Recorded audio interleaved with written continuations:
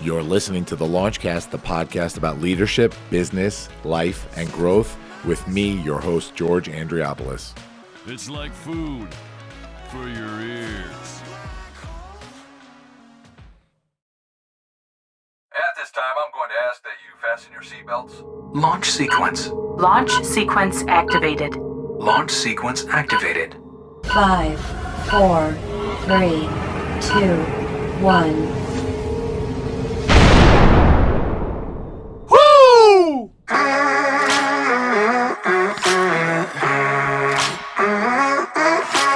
Hey, everybody. Welcome to the Launchcast.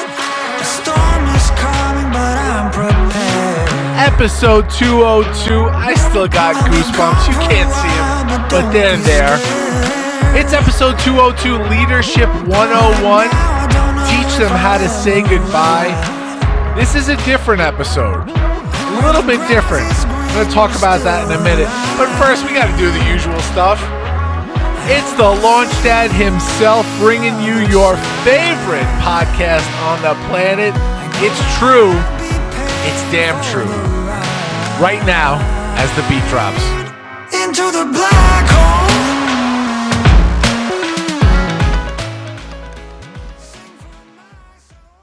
What is shaking, everybody? It is George Andriopoulos here, bringing you episode 202 of the Launchcast. We are in season 2, and now we're rolling. We did our holiday giving episode, episode 201. That was such a fun episode to do. It felt so good.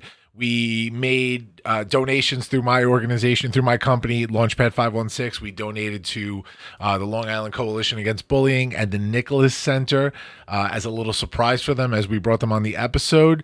And I had my friends, James and Dana Battaglia from Shannon's Fight, two of my closest friends, with me throughout the whole episode because we had a special surprise for two nonprofits, the Interfaith Nutrition Network and my heart, Ronald McDonald House Charities New York Metro, one of the closest charities to my heart. We had a surprise for both of them in episode 201. We made a large donation from our nonprofit, Shannon's Fight Inc., the organization that was co-founded along with James and Dana that were on episode 201, and a few other folks, Ed and Dawn Catapano, who were not on the episode, but we had a really cool surprise for them. So check out that episode if you haven't. It was so much fun to do. And the plan was, that was our holiday episode. We were going to do a 2-week hiatus into the new year and then jump in with episode 202, going right back to the interviews, which we have coming to you. But few things came up this week, right? One is that we have an interview lined up, which would have been episode 202, but I decided that I want to take a quick detour right now since we're only in the second episode of the season. You guys know, if you listen to the show, that last season we had a bunch of detours. We had a ton of interviews, as we normally do, about leadership, and they were incredible insights from unconventional leaders. That's what this thing is about. But we took a few detours last season because I realized that this isn't just an interview show. This show, the Launchcast, is whatever it needs to be in that very moment. And this isn't a shtick. This is not the Launch Dad talking. This is the man, George Andriopoulos, telling you right now that as a leader, things change, right? We need to shift. We need to, if we have a voice, we need to take a pause, and we need to take advantage of that platform and that voice and share our voice with others in order to spread some good, spread some influence, whatever it is that you do out there. And so that happened a bunch of times last season where I just needed to take a breather from the interviews and talk to you guys one-on-one, man to man, man to woman, man to everybody out there, man to person. And that proved very cathartic for me, as not only the host of this show, but, you know, as a leader that does this for a specific reason. I love sharing the insights of the other leaders that join us on this show, but, you know, I also love when we can take a break and talk about what's on my mind. You know, I feel that as a leader, I owe it to people that look to me for leadership, people that look to me for advice, whether it's one person, 20 people, 1,000 people, whatever that number is. If I can affect one life, that's what this thing is about. That's why I do it. And so today is one of those examples. Today we had like the perfect storm of things happening. And I'm going to take a quick sip of water because there's going to be a lot of talking today. A lot of talking because I have a lot of things to say. Perfect storm, right? Well, I'll tell you, the first part of the perfect storm is my goddamn equipment is breaking down on me. I have 2 audio boards. I have my Rodecaster Pro. I have my Soundcraft Notepad 12FX. One is at the office. One's at the home office. I'm moving some stuff around right now because I just finished building this basement office here, and I didn't really want to do too much recording here, but of course I do have to have a setup since I'm currently working from home while the whole family is home during the pandemic. But I planned on doing all the Launchcast episodes in the office studio. Needless to say that we had some technical hiccups here, and my Notepad board is blown out somehow. My Rodecaster board is blown out, and I'm sort of like halfway recording on it right now. I had to kind of do a little bit of a rig here, fugazi, to get this working. But we're doing it, and I hope this is recording correctly because I'm going to be so annoyed if I have to redo this in like an hour. But that's not going to happen. Positive vibes, right? That's what we're doing. We're going to put it out in the universe that this is going to work, and we are going to record this. And I'm not going to have to do it twice. But, so that's the main reason that I couldn't do this in the office. If you're listening to this on the podcast and not watching the video, you're not going to know the difference anyway, so it doesn't matter. But the other perfect storm. Today, recording this right now, today is January 6th. Today was the day that the electoral ballots, the electoral votes were going to be certified in DC, and there would be a nation moving on in one direction or another. Of course, most likely moving on to President-elect Joe Biden as the next president of the United States. Now, I don't typically do political stuff in my business, on my show here on the Launchcast. I am active in my community, and I save that stuff for my private activism. I don't need to talk about that out loud. But there have been a few moments, even last season where I just, as a leader, had to stand up and say something. And so this is one of those moments, and I'm going to give you some backstory on this. Of course, we have all probably heard at this point about the the events at the Capitol building today. Rioting, protesting, violence. There was a death in the building so far that I've read. Shooting. It was a disaster. It was a mess there. And so I've been working on something that I wanted to present in some way, shape, or form. I didn't really have a format for what I wanted to do with this, but when things just sometimes they just happen, right? Sometimes things just click for us, and you kind of know. And when you know, you have to do something in a specific way, and it just comes to you. And this was that moment. And so leading up to the election in November, and I've been, very outspoken about, I don't want to say outspoken. I've been very vocal, since the last election that, unity in this country, is the way to progress, right? I'm also, not ignorant. I'm not ignorant to people's feelings or the reality of where we are as a nation right now. To know that unity is not possible at this very moment. And so leading up to the election this year that happened in late 2020, November 2020, I started doing a lot of reading. I was very interested in the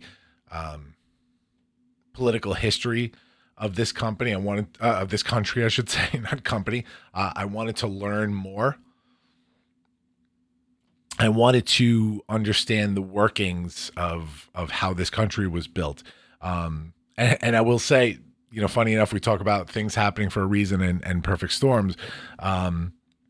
Hamilton, right? I finally got a chance this year to watch Hamilton for the first time. Amazing show, by the way. Lin-Manuel Miranda, and I think I've talked about this before on the podcast, but I love Hamilton. I know every song. I was just rocking out to it in my car a couple of hours ago. And that show and the lyrics specifically of some of those songs have stuck out to me for so long, right? And what happened was there was sort of this natural progression as I watched this over and over, and excuse me, and I listened to the soundtrack over and over. I watched this probably like most of you for the first time on, what was it, like July 4th or July 5th when Disney Plus released it. It was the first chance I got to watch it. I never wanted to listen to the soundtrack until I could actually see the show, which I never had a chance to do on Broadway.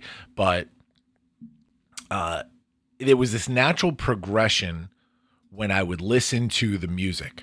And it was pretty interesting how one song at a time, I understood a different aspect of this musical, this incredible musical.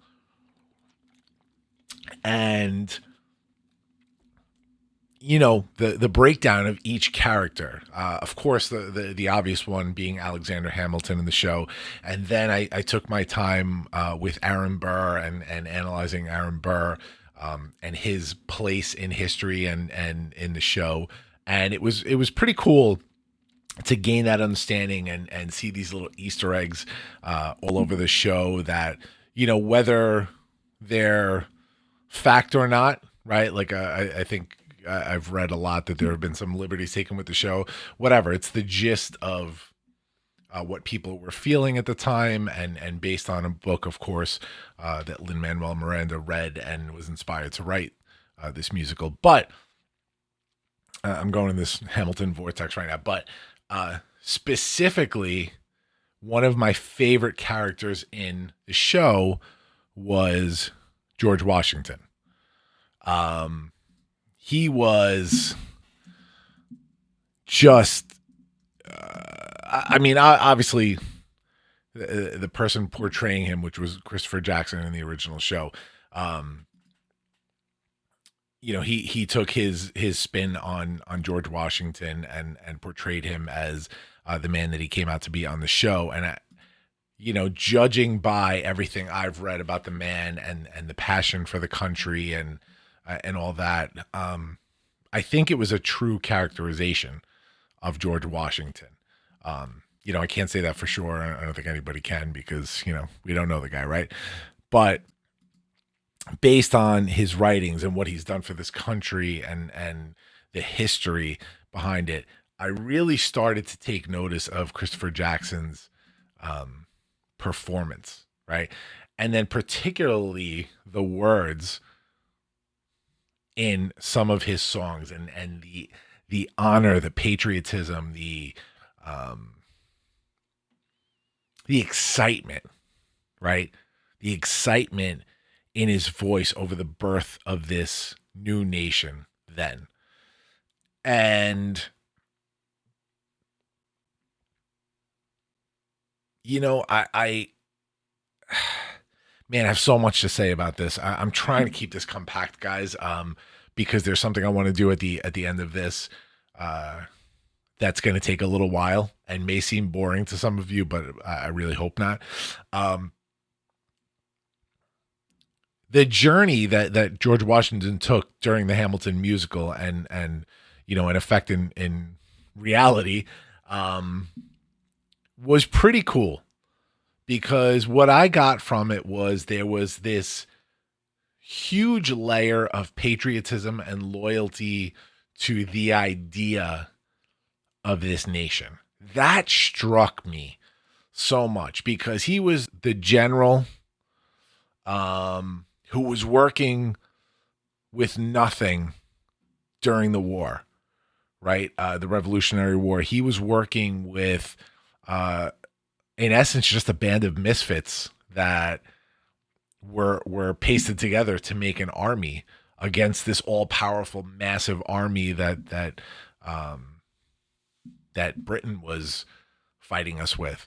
And it was like this ragtag group of misfits that he had to inspire through his leadership to do what they did, right?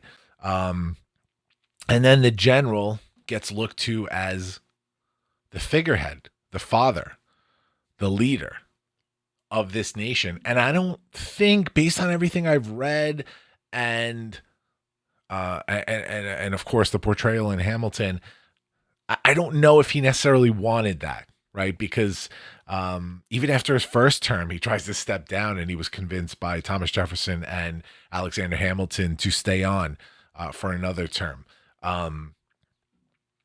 But it was his love of the country, it was his loyalty to the country that led him to stay on. And then the coolest thing happened. And this is where there's a song called One More Time in Hamilton. You got to check it out. It is not only an incredible song, but man, is it relevant today. It is so relevant today. And guys, I know this is like this whole vortex that I'm going down, but I promise this is leading somewhere. I need to share all these thoughts. I need to get all this out in order to really explain this in the right way, what I'm feeling right now, which is a lot. There's a lot of feelings right now over my country. And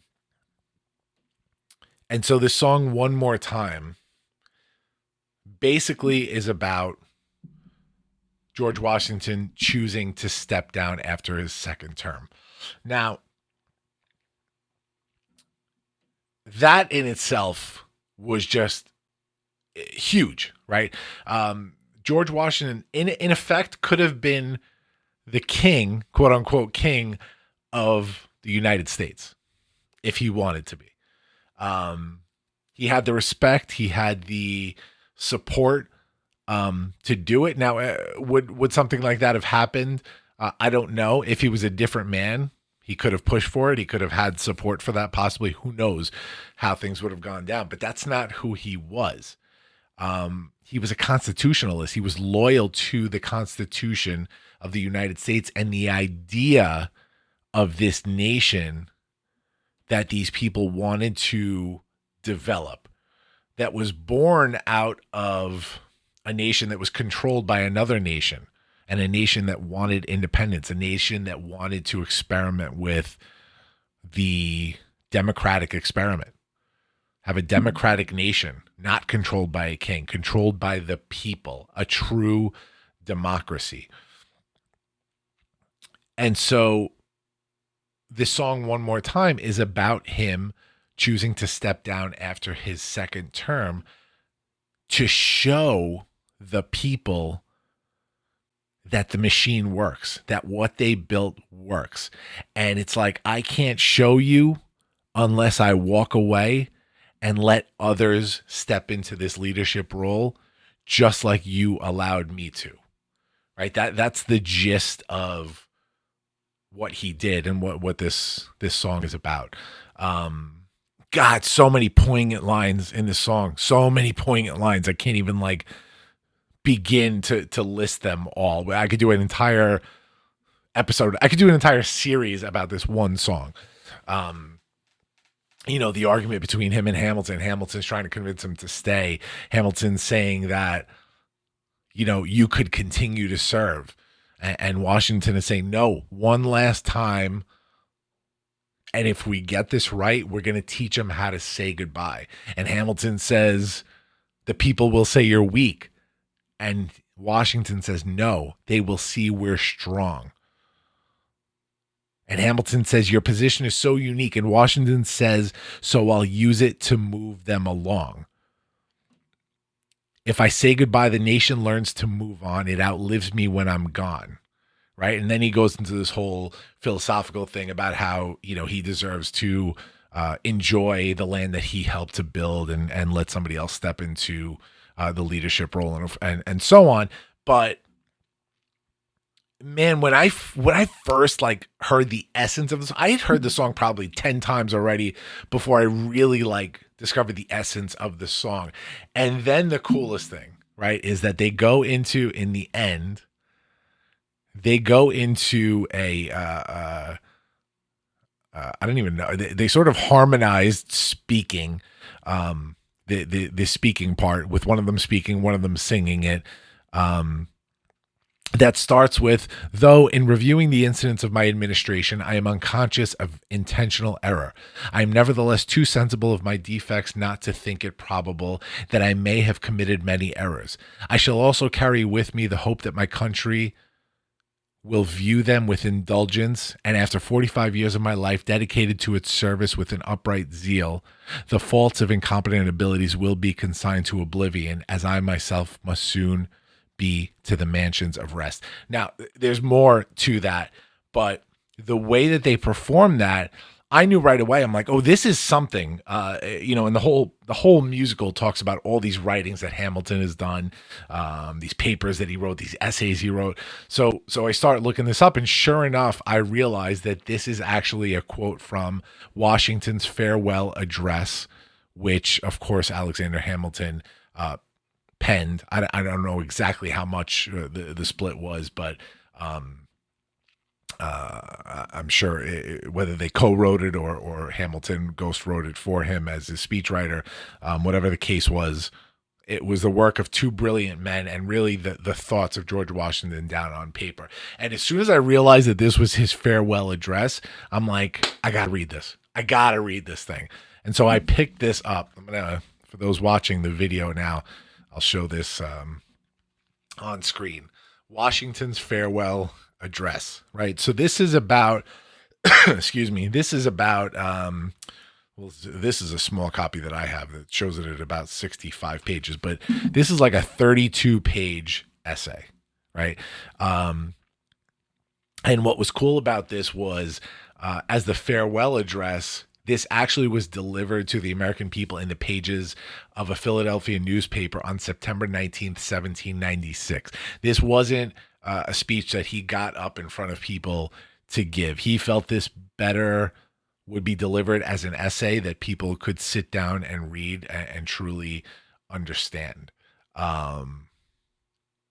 He was the nation's first president. He voluntarily stepped down from power and established that two-term tradition, which set a precedent then going forward, not only for the two-term position, which of course became law, but set a precedent with that farewell address for future leaders and for the country in and of itself. I'm telling you, if you haven't read this, you got to check this out. This is one of the best pieces of writing that I have ever read in my life. And it was just so inspiring to read this thing. So inspiring. And this has inspired a ton of other people.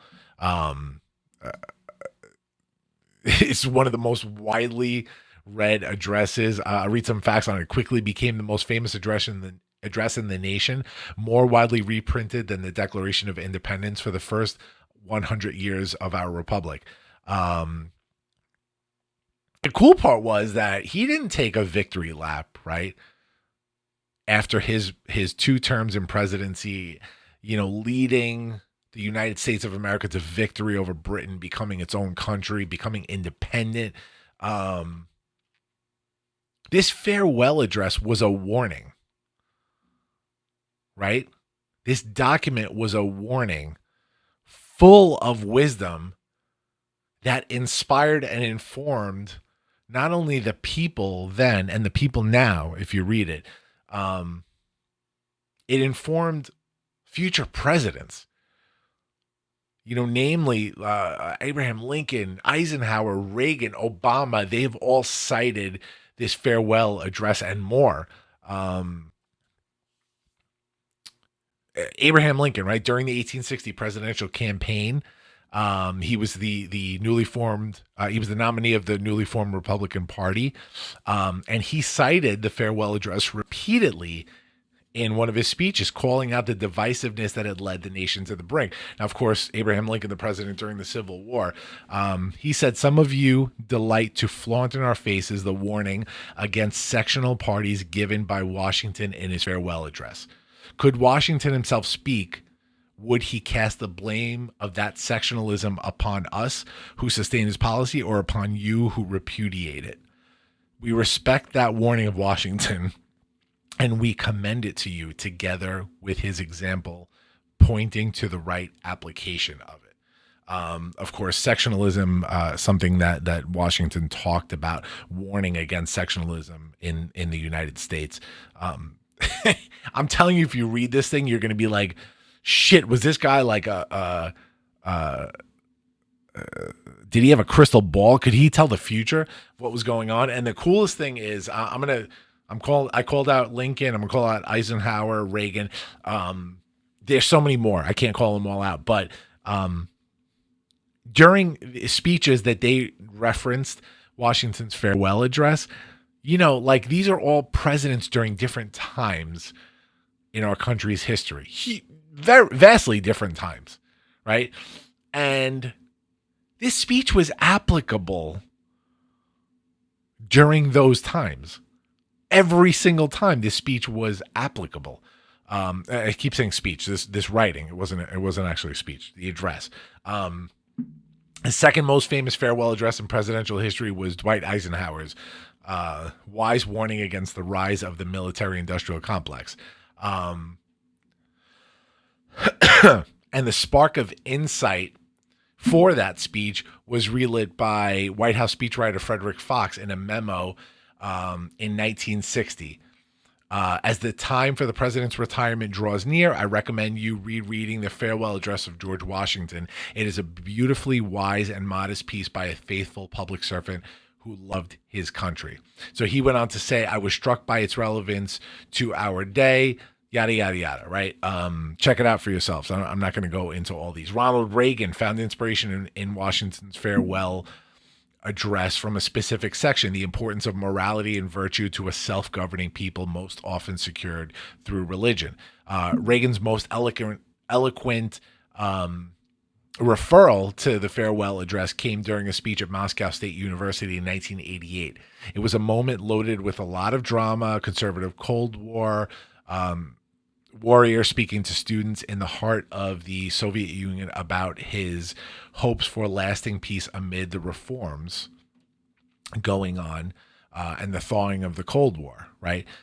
He said, democracy is less a system of government than it is a system to keep government limited. Unintrusive, he continued, a system of constraints on power to keep politics and government secondary to the important things in life, the true sources of value found only in family and faith.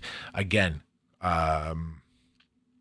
self-governing and not over-governing is a theme in Washington's farewell address as well, right? So that's just some context over what this thing has done, what it's about.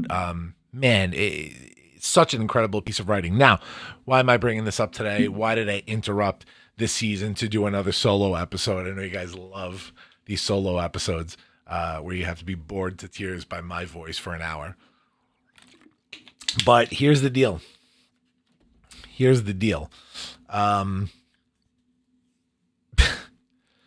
Today, the attack in the Capitol building, I'm going to call it an attack because that's what it was. Who was behind it? Is it part of the protests that were going on outside? I don't know, man. I have no idea. I can't tell you. Looks like it was part of the protest going on outside. I'm not speaking here to anybody specifically. I'm talking as a leader, and I'm talking about leadership. There is no political lean in this rhetoric right now. No political lean whatsoever. I'm talking as a U.S. citizen that is enamored by leadership, considers himself a leader, and frankly wants to see the leadership in this country that the country deserves. And today was ridiculous. It caused me tremendous sadness, embarrassment for my country, right? And this is my country. This is our country.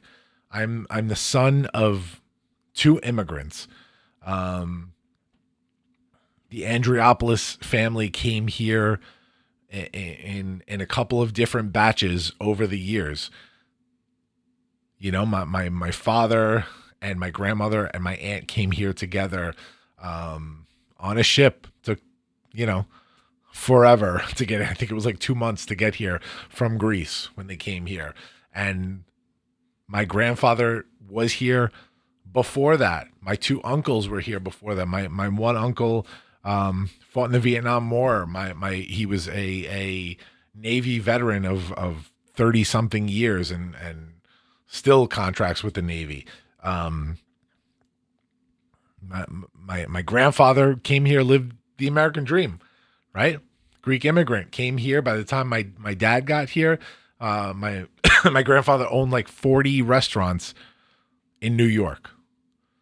Very successful at the time. And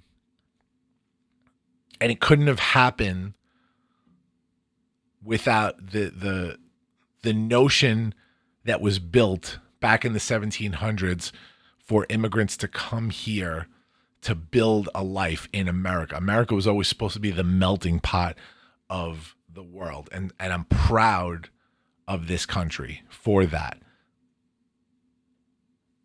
It's, it's afforded me the opportunity to not only do the things I do professionally, but to have a beautiful family and to be able to stand here in front of you guys, in front of this goddamn microphone and tell you how I feel about the country. You can't do this in other countries. You can't. This isn't a thing. If somebody got in front of a microphone and spoke out on their beliefs on how the country is being run in another country, they're liable to get hanged or shot or imprisoned for the rest of their lives just for saying something. So since I have this microphone and these thoughts, I want to share them with you, but I want to give context behind it. I'm sad today. I'm sad today, and I can't change how I feel. I also can't not say how I feel. I think I owe it to anybody that's listening. And, this research into Washington's farewell address, along with, just capping off a crazy, not only few months, but few years today with the events that happened in DC today, led me to just say, hey, I think it's time to do this project today that I've been thinking about. So going back to what's going on right now, I'm not going to use the words, hey, this is not, I don't care what party you support. I don't care. That's not one of those, right? I'm just telling you right now, this is apolitical. I don't not care. I feel a certain way in terms of political beliefs, and I expect you to as well. Anybody that's listening out there, and however you feel, it's how you feel. But but I'm not speaking here to any specific leaders because I know they're not listening. President-elect Joe Biden's not going to listen to this. President Donald Trump's not going to listen to this. But you guys are listening, aren't you? And if you guys are listening and you speak out, then things can change. You know, it's not always the quickest thing, but things can change. And I feel that right now is one of the most pivotal times in American history. I truly, honestly believe that. And I think it's time for everybody to take a page out of this farewell address and go back to basics, as they say, and understand what we were built for, how we were built, how the machine works. And man, you can reinvent the machine totally. I mean, that's what this thing is for. It was never meant to be a set of rules that lives on forever. That's why there's amendments, right? We have a constitution, but we have amendments because it doesn't always work. And sometimes we have to change things, and that's okay. But we got to do something. We got to do something. I think what I'm trying to say here is that I believe in the process of this country. And this isn't a knock against anybody. I'm a process guy. If something is built a certain way and the process works, then we gotta stick to the process. Trust the process. 4 years ago, a lot of people were upset that the process was turned on its ear, but damn it, it was the process, right? And we had 4 years to understand why the process took the United States in that direction. And after that 4 years, guess what? That process kicks in again, as it always does. That's why it was set that way. And the people spoke. I'm not going to get into election fraud and all that kind of stuff. I'm a process guy. So I however you feel about what went on, I trust the process. And so the people have once again spoken. And if all continues as the people dictated, then in 4 years, we're going to once again get a chance to tell the nation how we feel and decide if we want to continue in that process or shake it up again. That's how this thing works. That's how this thing works.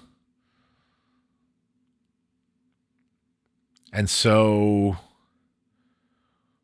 this episode is called Teach Them How to Say Goodbye, right? That's from one last time from the Hamilton song. The whole thing was about walking away to continue the process in order to allow this nation to operate as it's supposed to. And my feelings right now are that it is time to continue. It's time to say goodbye and time to move on. And I think, and I'm not speaking to any leaders out there, I'm speaking to everybody out there who is feeling a certain type of way right now. It ain't helping anybody, man. I get it, but it ain't helping anybody. We cannot move on. We cannot grow.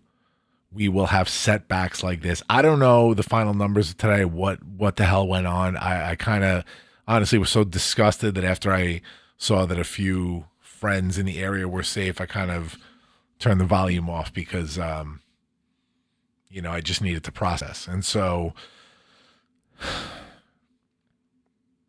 I know somebody died today. I know people broke into offices and vandalized and took photos. I saw a photo of elected officials on the floor ducking under their seats as security drew weapons. That's not how this works, man. It's not how this works. I get anger. I truly do. But that's not how this works. There are other avenues.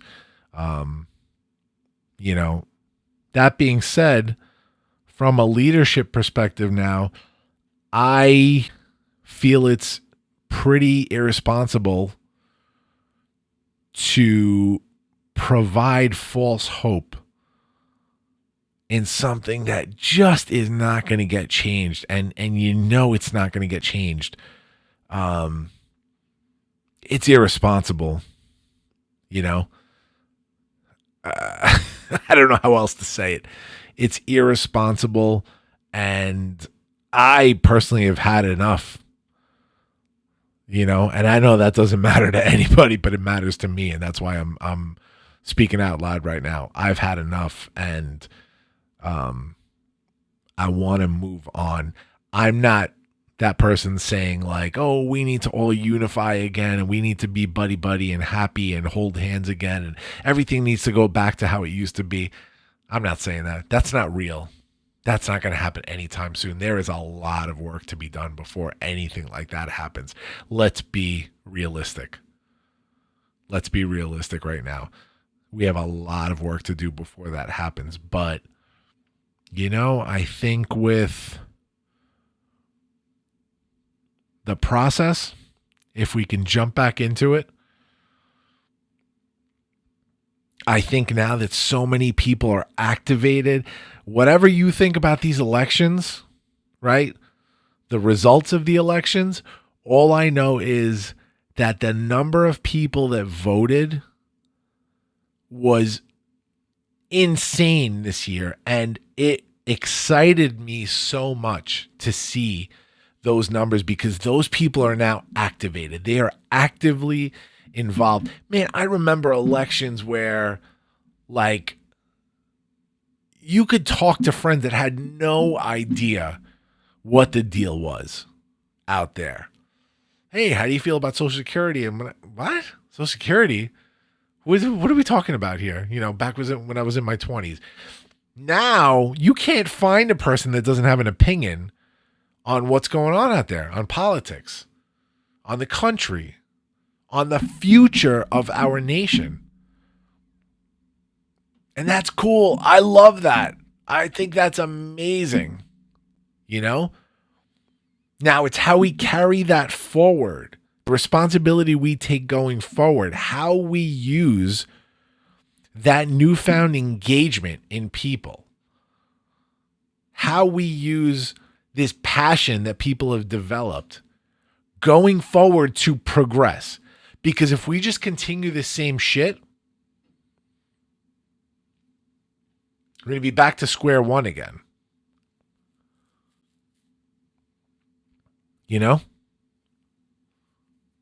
We have to use this engagement and this passion right now, this activism, this caring for what's going on out there in order to progress. Get involved.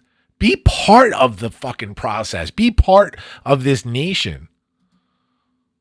Don't just be a silent majority or whatever, or a silent voice or a voice that gives a shit this year and then gets lost again. Don't do that. Care. But care as part of the process.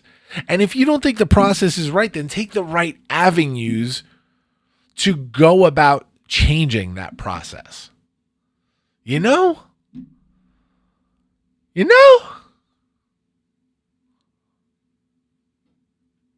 as my friend Jerry Maguire would say, you know? Now, that's kind of what I wanted to get out here. But man, did I shit the bed in terms of saying it eloquently, right? I hope this made sense to people. We're 45 minutes into this right now, and it's about to get a lot longer. This episode is sponsored by the new cohort of the Leadership Experience. Unconventional leadership brought to you by yours truly, the launch dad himself, George Andriopoulos. Our new cohort is starting soon, and not only do we still have the same 4 courses, that's right, the public thought leadership track, the career leader track, the entrepreneurship track, and of course the podcast experience. We have our first graduate level, up level, inimitable, the newest one-on-one leadership class. This is for not only if you have taken the leadership experience core class before and are ready to graduate to the newest level, but for those that have experienced leadership and want to take it to a new level, Inimitable is for you. I'm not even going to talk about it in this commercial. You're going to have to contact me. Check out theleadershipexp.com for details and to sign up for information. Inimitable is coming at you. DM me for more info. Later, guys. My goal, this project that I keep talking about was originally that I was going to get on a stage, record myself reading Washington's farewell address, and just put it out there. Because sometimes when something's on paper and people aren't really interested, they're not going to jump into it, right? And read it. But I wanted to give them another avenue because this was so meaningful to me, this farewell address, that I wanted to put it out there. And so I'm going to right now read the Washington farewell address live on this podcast. So we're 45 minutes in now. I think you're going to hear some shit that is going to blow your mind in terms of thinking back to when this was written in the late 1700s. I think parts of this are going to inspire you. Parts of it are going to bore you to death. And by the way, this is kind of like, older English type of writing here. So it's not the most thrilling thing at times, but at times it is. And so again, 45 minutes into this, if you want, you could tune out right now because I'm going to read this. We're going to have a little aha moment at the end, and then we're good to go. So you can totally shut this off if you want now. But if you want to experience something new or something old that's new again, and get a little knowledge right now on how this country was founded and how it's supposed to work, stick around. This is pretty cool. And I want to preface this by saying, and this was something I found so cool. I didn't actually know this. This address, let me find this,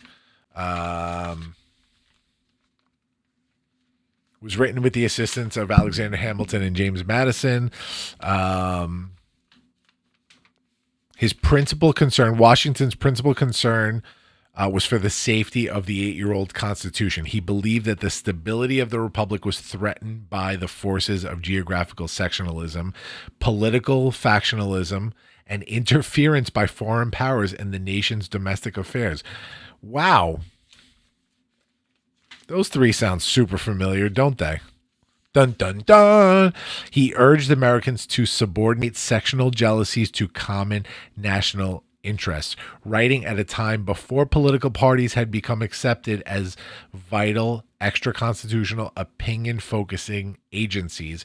Washington feared that they carried the seeds of the nation's destruction through petty factionalism. Now, although there is a need for political parties, in a way, how true is that? Right.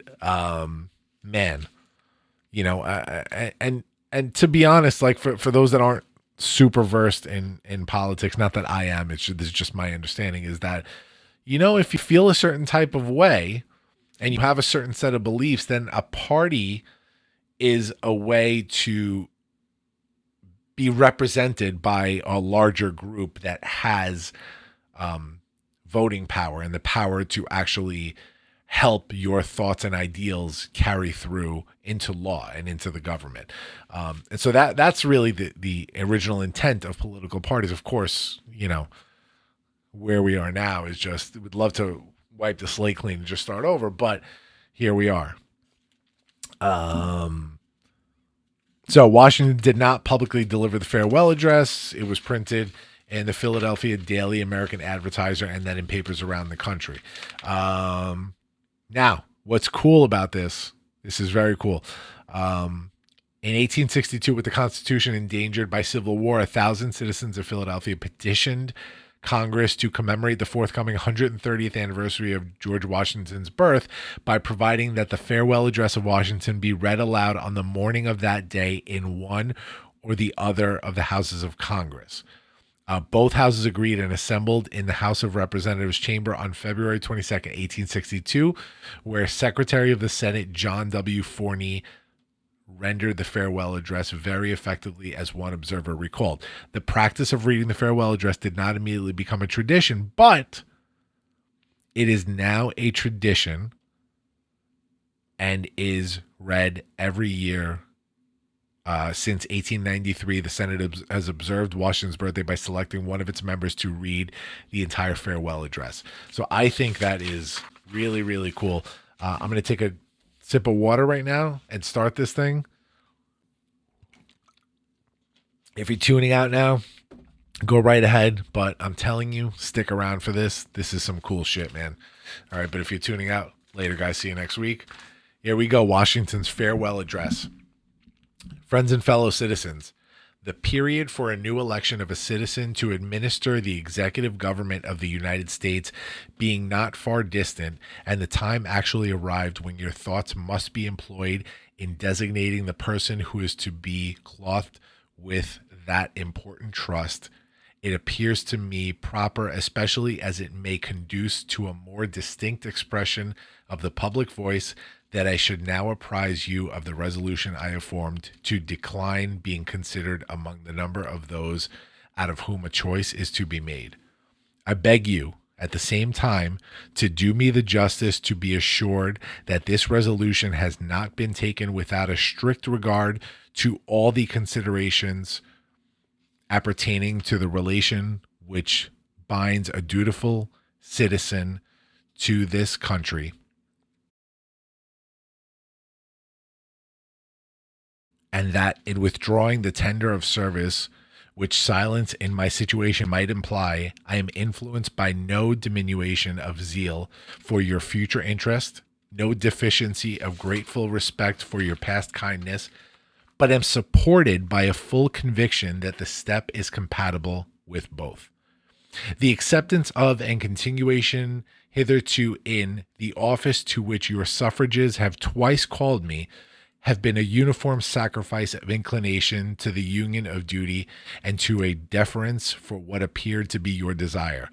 I constantly hoped that it would have been much earlier in my power, consistently with the motives which I was not at liberty to disregard, to return to that retirement from which I had been reluctantly drawn.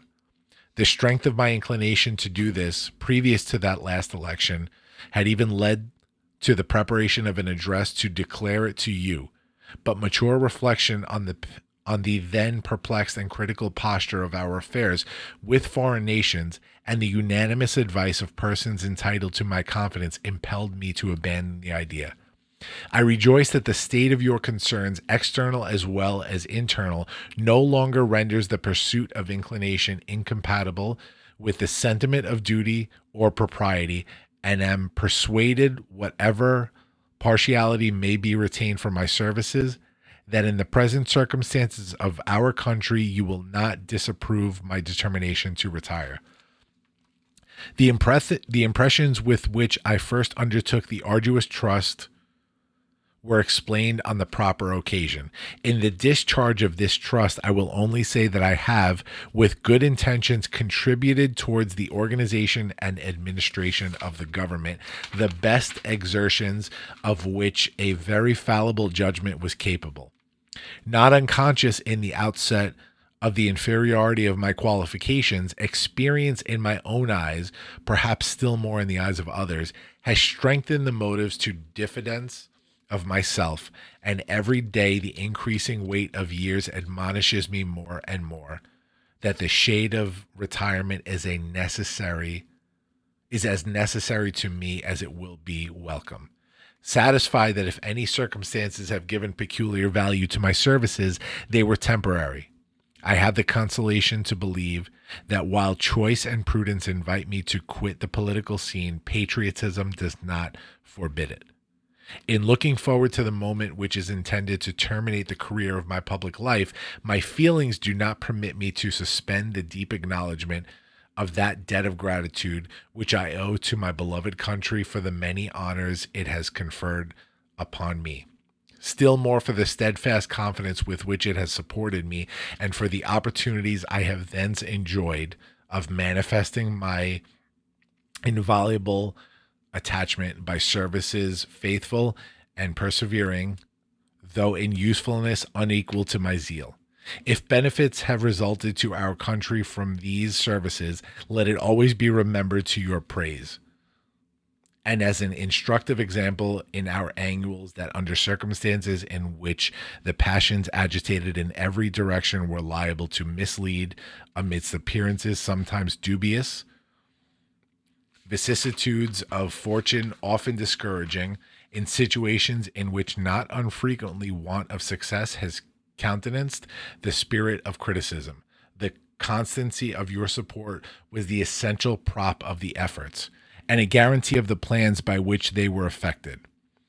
Profoundly penetrated with this idea, I shall carry it with me to my grave, as a strong incitement to unceasing vows that heaven may continue to you the choicest tokens of its beneficence, that your union and brotherly affection may be perpetual, that the free constitution, which is the work of your hands, may be sacredly maintained, that its administration in every department may be stamped with wisdom and virtue, that in fine, the happiness of the people of these states, under the auspices of liberty, may be made complete by so careful a perseveration and so prudent a use of this blessing as will acquire to them the glory of recommending it to the applause, the affection, and adoption of every nation which is yet a stranger to it.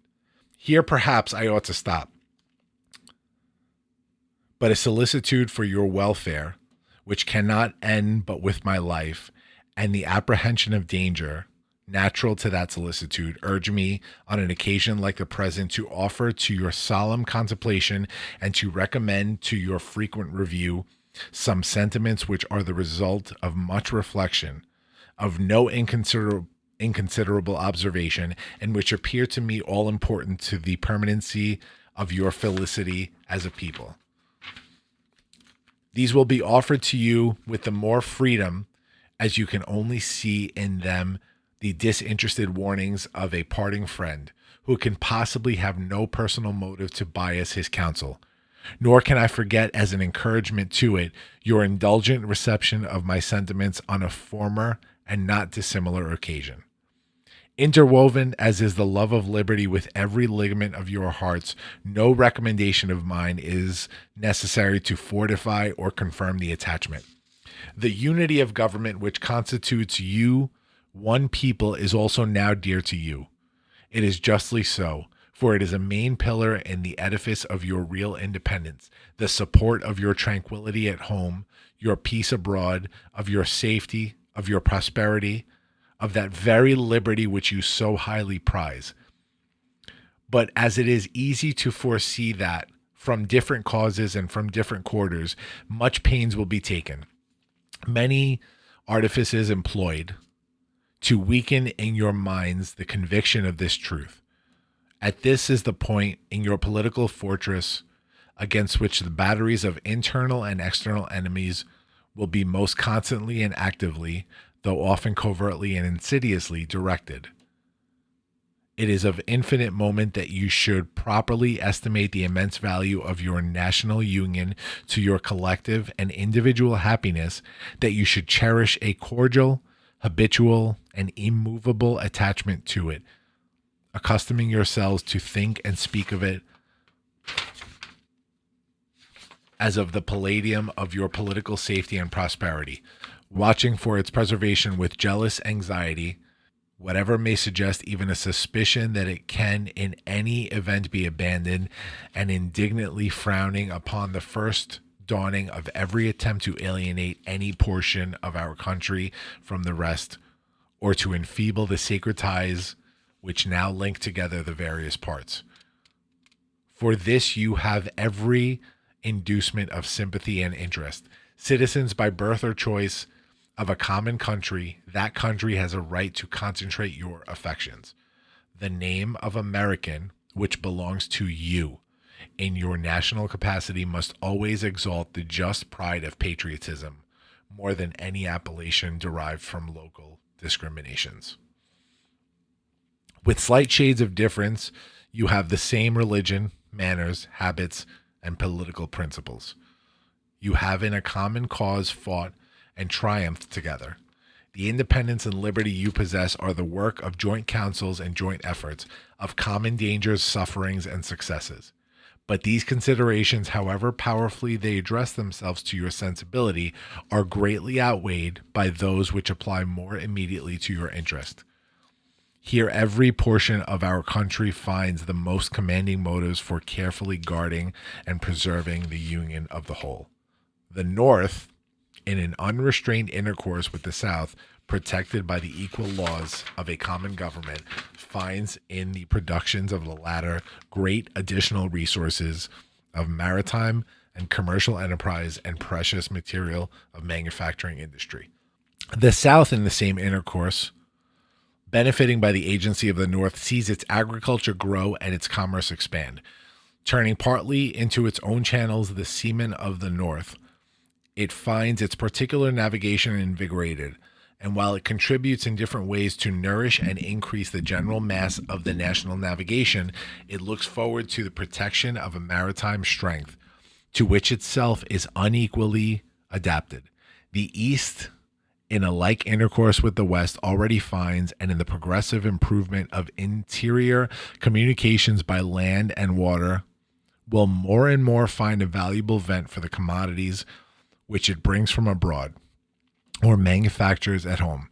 The West derives from the East supplies requisite to its growth and comfort, and what is perhaps of still greater consequence, it must of necessity owe the secure enjoyment of indispensable outlets for its own productions to the weight, influence, and the future maritime strength of the Atlantic side of the Union, directed by an indissoluble community of interest as one nation. Any other tenure by which the West can hold this essential advantage, whether derived from its own separate strength or from an apostate and unnatural connection with any foreign power, must be intrinsically precarious. While then every part of our country thus feels an immediate and particular interest in union, all the parts combined cannot fail to find in the united mass of means and efforts greater strength, greater resource, proportionably greater security from external danger, a less frequent interruption of their peace by foreign nations, and, what is of inestimable value, they must derive from union an exemption from those broils and wars between themselves, which so frequently afflict neighboring countries not tied together by the same government, which their own rivalships alone would be sufficient to produce, but which opposite foreign alliances, attachments, and intrigues would stimulate and embitter. Hence, likewise, they will avoid the necessity of those overgrown military establishments under any form of government are inauspicious to liberty and which are to be regarded as particularly hostile to republican liberty. In this sense it is that your union ought to be considered as a main prop of your liberty, and that the love of the one ought to endear you to the preservation of the other. These considerations speak a persuasive language to every reflecting and virtuous mind and exhibit the continuance of the Union as a primary object of patriotic desire. Is there a doubt whether a common government can embrace so large a sphere? Let experience solve it.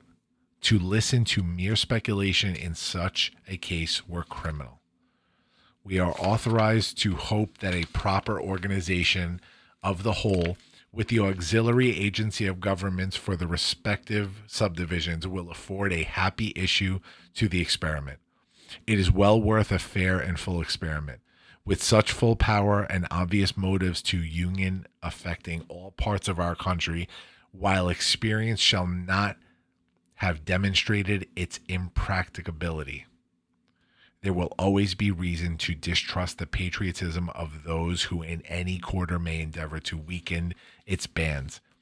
In contemplating the causes which may disturb our union, it occurs as matter of serious concern that any ground should have been furnished for characterizing parties by geographical discriminations, northern and southern, Atlantic and western, whence designing men may endeavor to excite a belief that there is a real difference of local interest and views. One of the expedients of party to acquire influence within particular districts is to misrepresent the opinions and aims of other districts. You cannot shield yourselves too much against the jealousies and heart burnings which spring from these misrepresentations.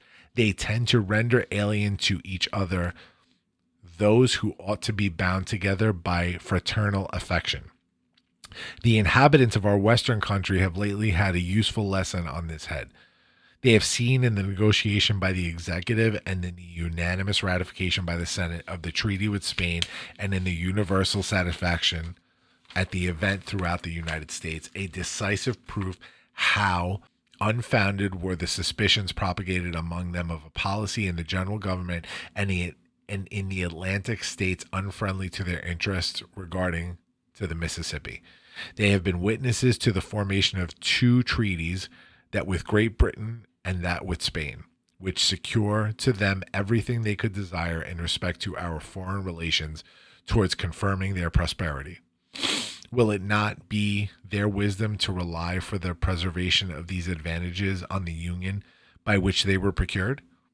Will they not henceforth be deaf to those advisers, if such there are, who would sever them from their brethren and connect them with aliens? To the efficacy and permanency of your union, a government for the whole is indispensable. No alliances, however strict between the parts, can be an adequate substitute. They must inevitably experience the infractions and interruptions which all alliances in all times have experienced. Sensible of this momentous truth, you have improved upon your first essay by the adoption of a constitution of government better calculated than your former for an intimate union and for the efficacious management of your common concerns.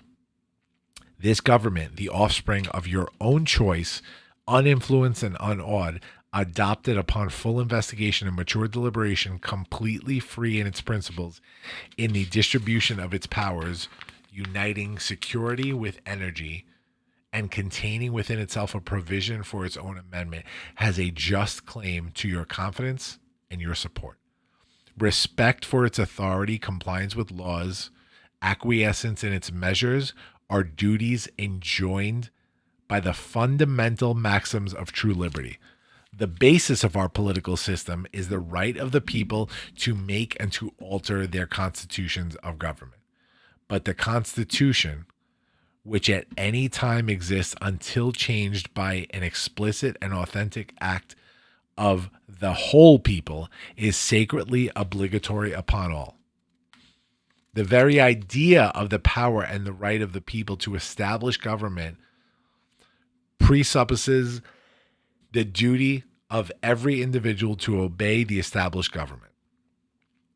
All obstructions to the execution of the laws, all combinations and associations under whatever plausible character, with the real design to direct, control, counteract, or awe, the regular deliberation and action of the constituted authorities are destructive of this fundamental principle and a fatal tendency. They serve to organize faction, to give it an artificial, extraordinary force, to put in the place of the delegated will of the nation the will of a party, often a small but artful and enterprising minority of the community, and, according to the alternate triumphs of different parties, to make the public administration the mirror of the ill-concerted and incongruous projects of faction, rather than the organ of consistent and wholesome plans digested by common councils and modified by mutual interests. However, combinations or associations of the above description may now and then answer popular ends, they are likely in the course of time and things to become potent engines by which cunning, ambitious, and unprincipled men will be enabled to subvert the power of the people and to usurp for themselves the reins of government, destroying afterwards the very engines which have lifted them to unjust dominion. Towards the preservation of your government and the permanency of your present happy state, it is requisite not only that you steadily discountenance irregular oppositions to its acknowledged authority, but also that you resist with care the spirit of innovation upon its principles, however specious the pretexts. One method of assault may be to effect in the forms of the Constitution alterations which will impair the energy of the system and thus undermine what cannot be directly overthrown. In all the changes to which you may be invited, remember that time and habit are at least as necessary to fix the true character of governments as of other human institutions, that experience is the surest standard by which to test the real tendency of the existing constitution of a country, that facility in changes upon the credit of mere hypotheses and opinion exposes to perpetual change from the endless variety of hypotheses and opinion. And remember especially that for the efficient management of your common interest in a country so extensive as ours, a government of as much vigor as is consistent with the perfect security of liberty is indispensable. Liberty itself will find in such a government, with powers properly distributed and adjusted, its surest guardian. It is indeed little else than a name, where the government is too feeble to withstand the enterprises of faction, to confine each member of the society within the limits prescribed by the laws, and to maintain all in the secure, tranquil enjoyment of the rights of person and property. I have already intimated to you the danger of parties in the state, with particular reference to the founding of them on geographical discriminations. Let me now take a more comprehensive view and warn you in the most solemn manner against the baneful effects of the spirit of party generally. This spirit, unfortunately, is inseparable from our nature, having its roots in the strongest passions of the human mind. It exists under different shapes in all governments, more or less stifled, controlled, or repressed. But in those of the popular form, it is seen in its greatest rankness and is truly the worst enemy. The alternate domination of one faction over another, sharpened by the spirit of revenge natural to party dissension, which in different ages and countries has perpetuated the most horrid enormities, is itself a frightful despotism. But this leads at length to a more formal and permanent despotism. The disorders and miseries which result gradually incline the minds of men to seek security and repose in the absolute power of an individual. And sooner or later, the chief of some prevailing faction, more able and more fortunate than his competitors, turns this disposition to the purposes of his own elevation on the ruins of public liberty. Without looking forward to an extremity of this kind, which nevertheless ought not to be entirely out of sight, the common and continual mischiefs of the spirit of party are sufficient to make it the interest and the duty of a wise people to discourage and restrain it. It serves always to distract the public councils and enfeeble the public administration. It agitates the community with ill-founded jealousies and false alarms, kindles the animosity of one part against another, foments occasionally riot and insurrection. It opens the door to foreign influence and corruption, which find a facilitated access to the government itself through the channels of party passions. Thus, the policy and the will of one country are subjected to the policy and will of another. There is an opinion that parties in free countries are useful checks upon the administration of the government and serve to keep alive the spirit of liberty. This, within certain limits, is probably true, and in governments of a monarchical caste patriotism may look with indulgence, if not with favor, upon the spirit of party. But in those of the popular character, in governments purely elective, it is a spirit not to be encouraged. From their natural tendency, it is certain there will always be enough of that spirit for every salutary purpose. And there being a constant danger of excess, the effort ought to be by force of public opinion to mitigate and assuage it.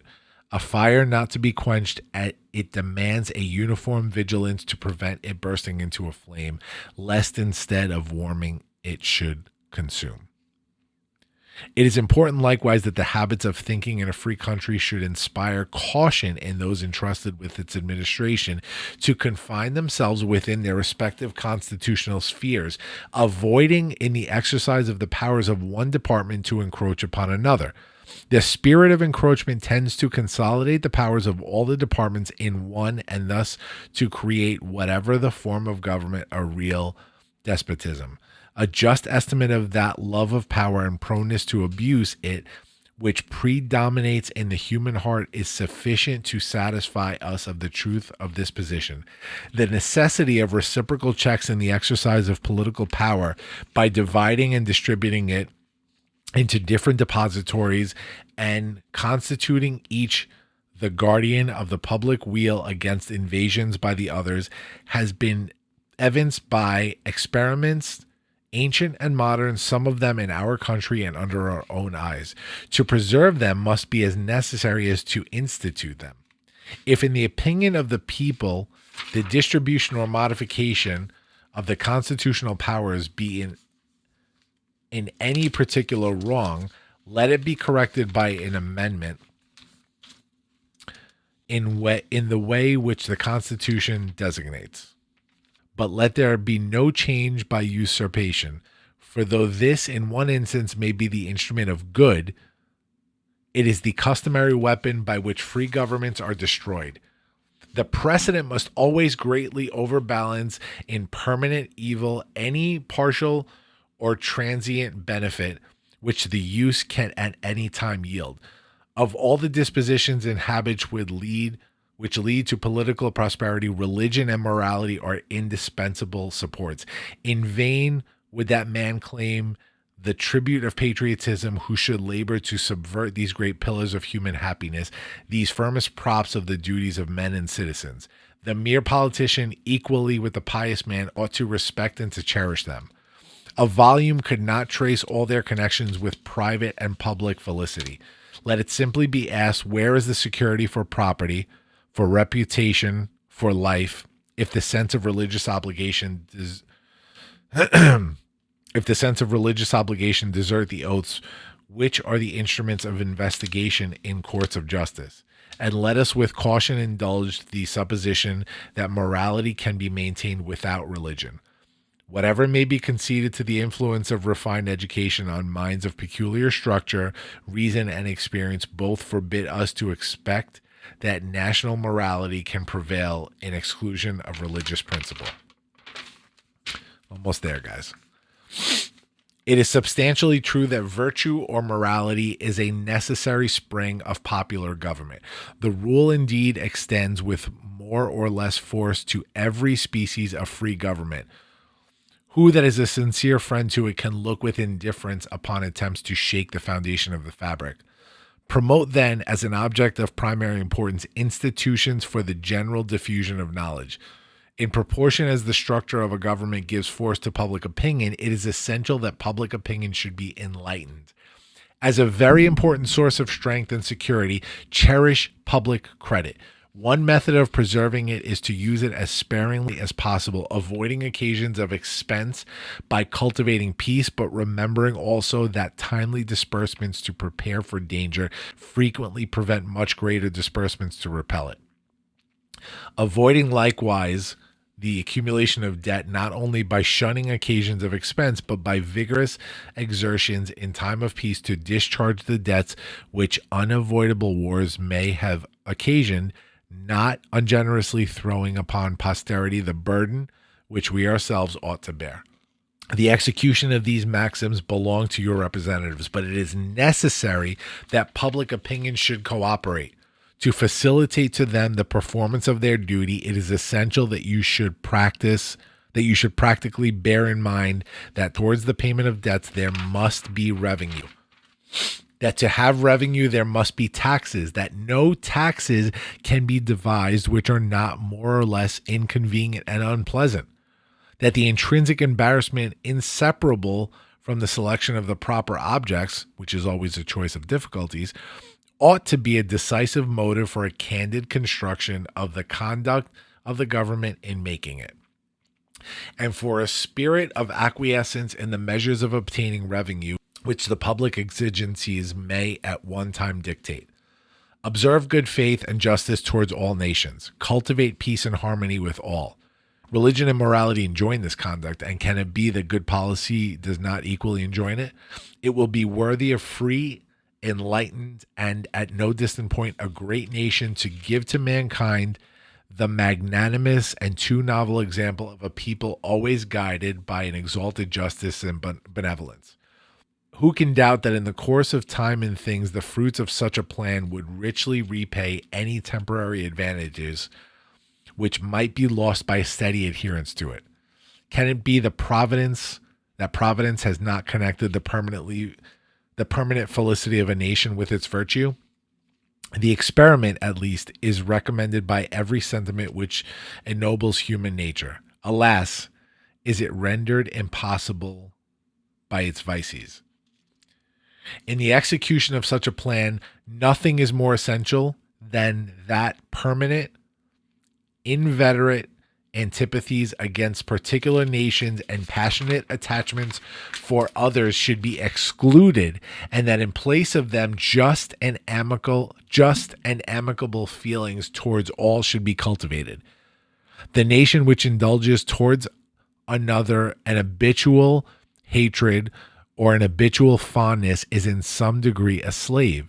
It is a slave to its animosity or to its affection, either of which is sufficient to lead it astray from its duty and interest.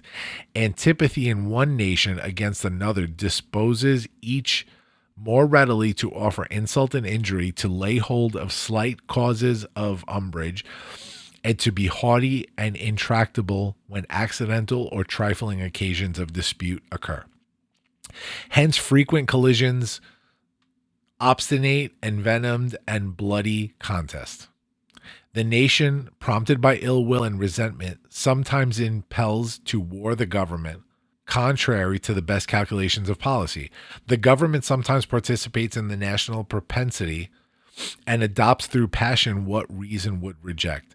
At other times, it makes the animosity of the nation subservient to projects of hostility, instigated by pride, ambition, and other sinister and pernicious motives. The peace, often, sometimes perhaps the liberty of nations has been the victim. So likewise, a passionate attachment of one nation for another produces a variety of evils. Sympathy for the favorite nation, facilitating the illusion of an imaginary common interest in cases where no real common interest exists, and infusing into one the enmities of the other, betrays the former into a participation in the quarrels and wars of the latter without adequate inducement or justification. It leads also to concessions to the favorite nations of privileges denied to others, which is apt doubly to injure the nation making the concessions by unnecessarily parting with what ought to have been retained, and by exciting jealousy, ill will, and a disposition to retaliate in the parties from whom privileges are withheld.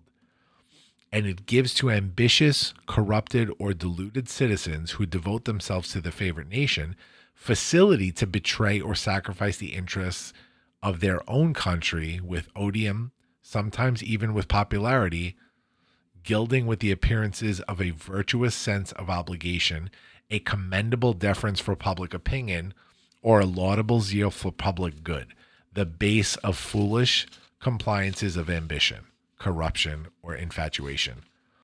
As avenues to foreign influence is innumerable in innumerable ways, such attachments are particularly alarming to the truly enlightened and independent patriot. How many opportunities do they afford to tamper with domestic factions, to practice the arts of seduction, to mislead public opinions, to influence or awe the public councils? Such an attachment of a small or weak towards a great and powerful nation dooms the former to be the satellite of the latter.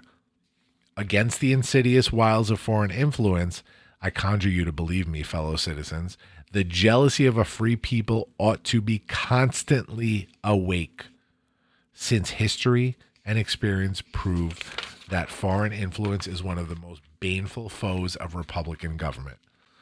But that jealousy to be useful must be impartial. Else it becomes the instrument of the very influence to be avoided instead of a defense against it. Excessive partiality for one foreign nation and excessive dislike of another cause those whom they actuate to see danger only on one side and serve to veil and even second the arts of influence on the other. Real patriots who may resist the intrigues of the favorite are liable to become suspected and odious, while its tools and dupes usurp the applause and confidence of the people to surrender their interest. The great rule of conduct for us in regard to foreign nations is in extending our commercial relations to have with them as little political connection as possible. So far as we have already formed engagements, let them be fulfilled with perfect good faith. Here, let us stop. Europe has a set of primary interests which to us have none, or a very remote relation. Hence, she must be engaged in frequent controversies the causes of which are essentially foreign to our concerns.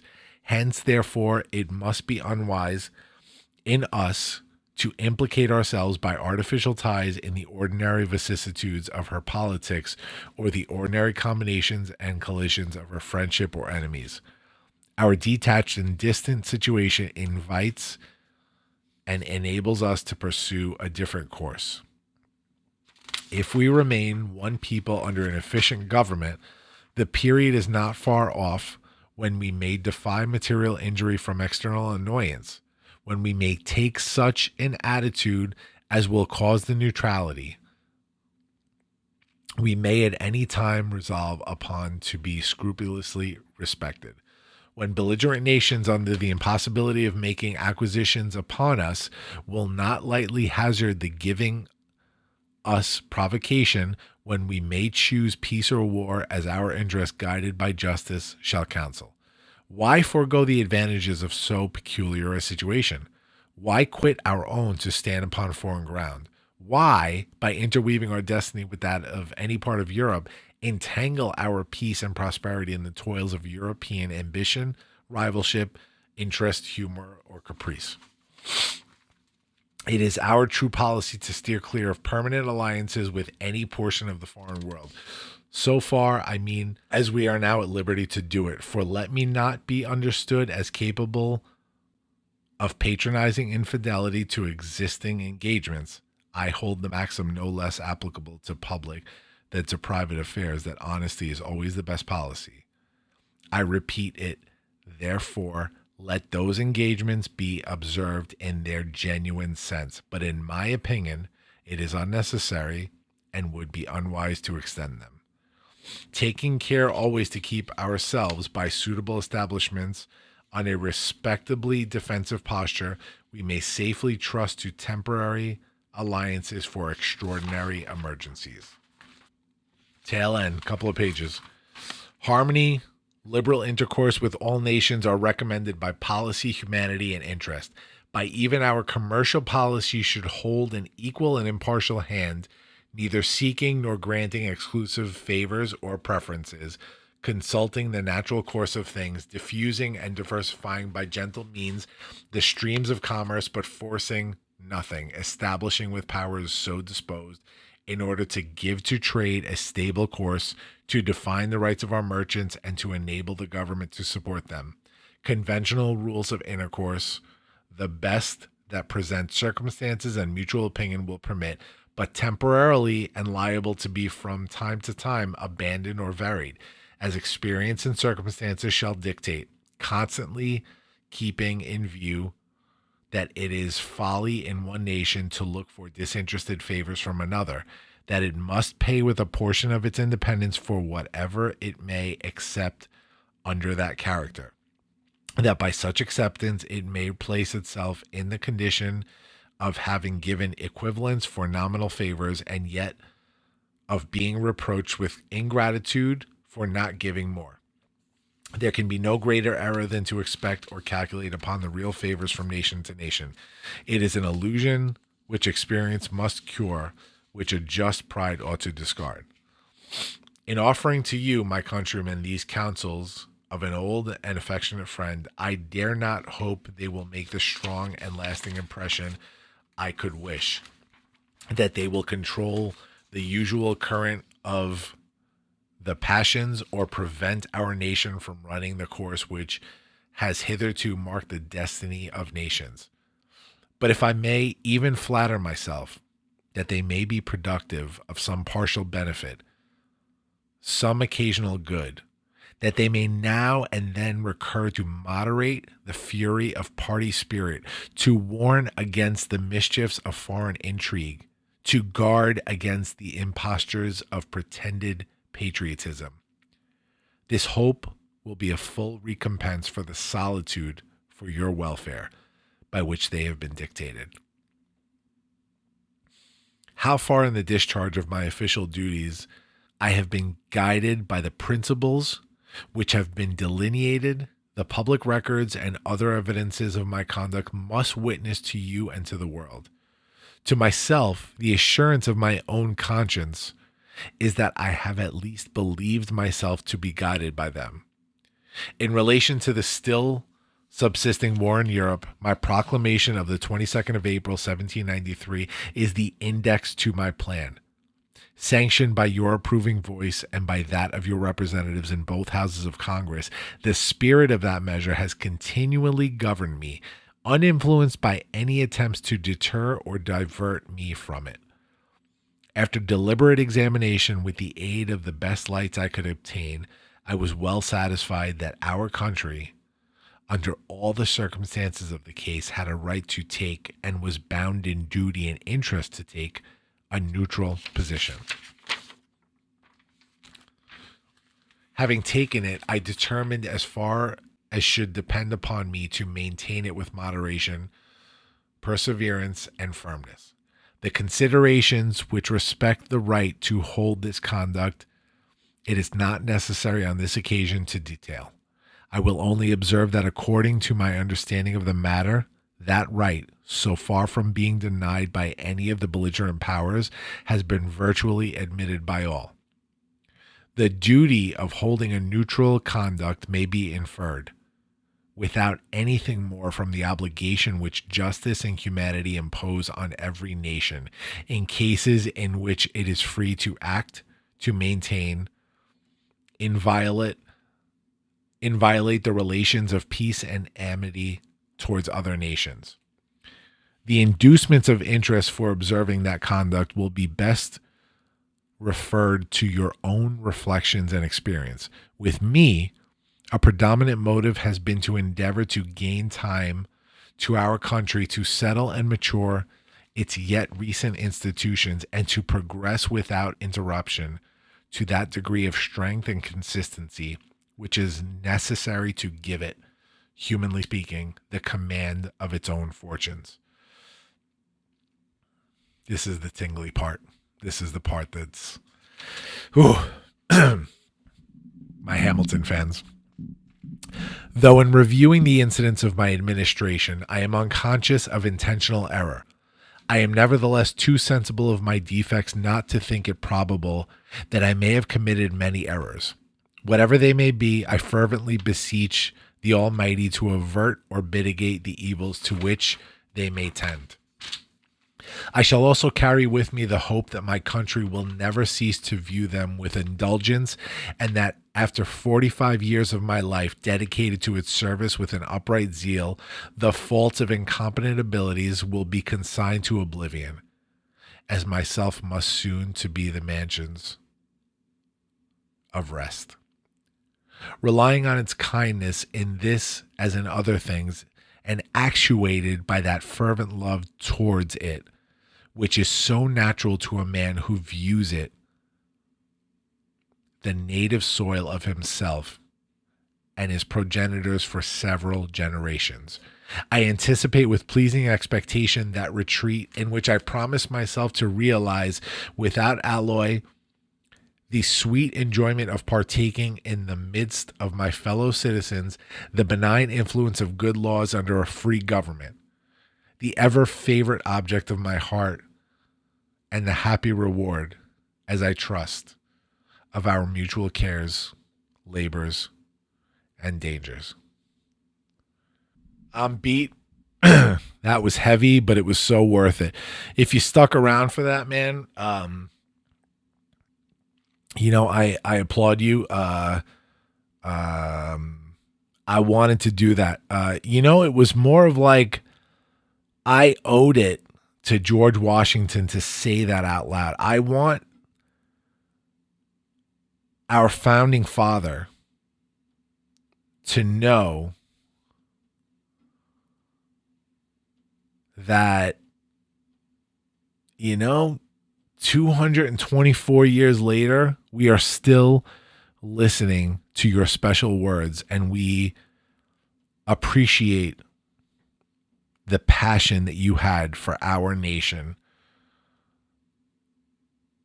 and that we'll take care of it. This is a generational thing, right? Change doesn't come in an instant. We're the change.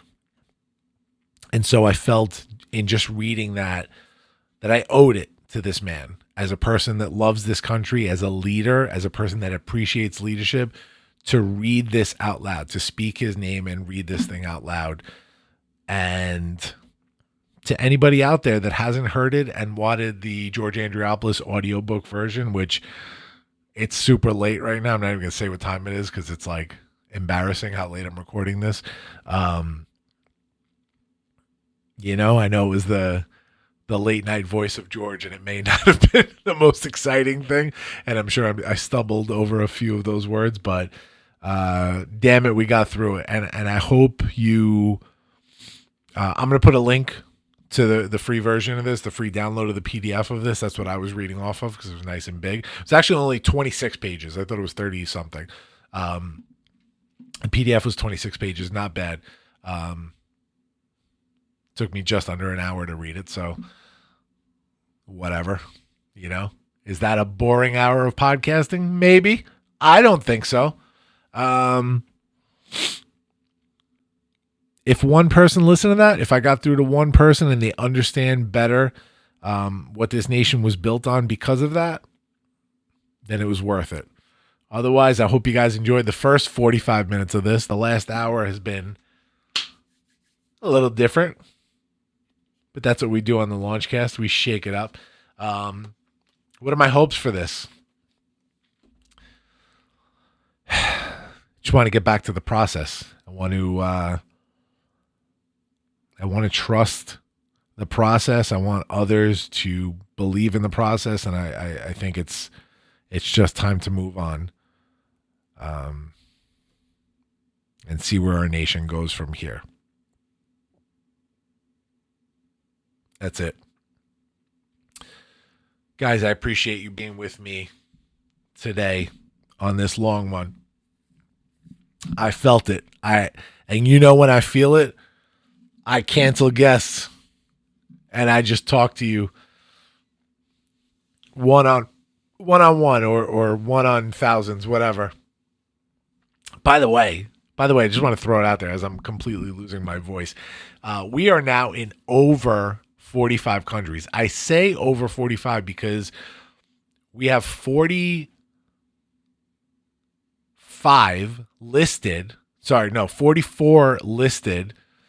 in my numbers, and then we have a small group of listeners that's from other outside of those countries. So it's definitely over 45.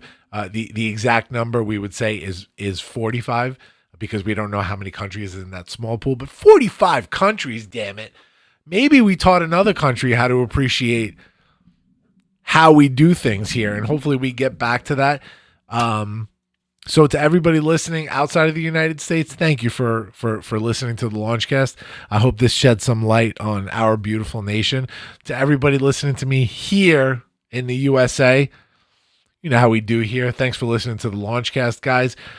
To the leaders out there listening, do better. It's time. Thanks for listening, guys. We'll see you next week. See you later. Launch sequence terminated. Into the black hole.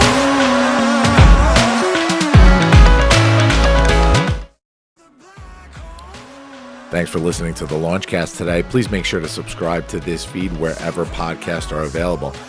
Follow me, George Andriopoulos, at Launchpad CEO on Facebook, Twitter, or Instagram. And make sure to visit our website, guys, thelaunchcast.com. Looking forward to the next episode. See you soon, guys.